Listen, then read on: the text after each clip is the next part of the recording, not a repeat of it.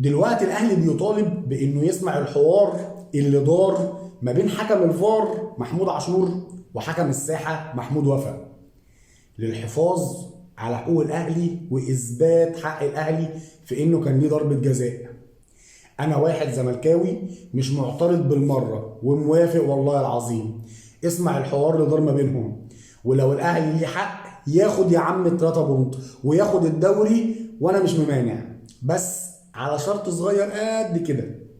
نجيب ال 45 دوري اللي الاهلي خدهم نفنطهم من اول وجديد، دوري دوري، جون جون، ضربة جزاء ضربة جزاء، اوفسايد اوفسايد، الاجوان المشكوك في امرها اللي اتحسبت للاهلي والاجوان الصحيحه بنسبه 100% اللي ما اتحسبتش على الاهلي. ماشي يا باشا؟ ماشي يا باشا. ونقعد نفنط ونقعد نشوف ايه الدوري اللي من حق الاهلي وايه الدوري اللي مشكوك في امره، ونشوف في الاخر هل ال 45 دوري من حق الاهلي؟ يبقى تعظيم سلام يا معلم، وخد ال 14 بتوعي اقسم بالله ما همانع وهبقى مرضي. بس لو طلع ان مالكش حق غير في 3 4 5 بالكتير، زي ما كابتن عادل هيكل الله يرحمه قال ان بطولات الاهلي الحلال تتعدى على صوابع الايد، ما تجيش تزعل.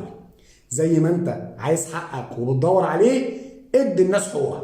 تعالى يا باشا نراجع، انا ما عنديش اي اعتراض، نراجع ال 45 دوري ونراجع ال 14 بتوع الزمالك، واللي ليه حق ياخده، بس ما ترجعش انت في الاخر تعيط.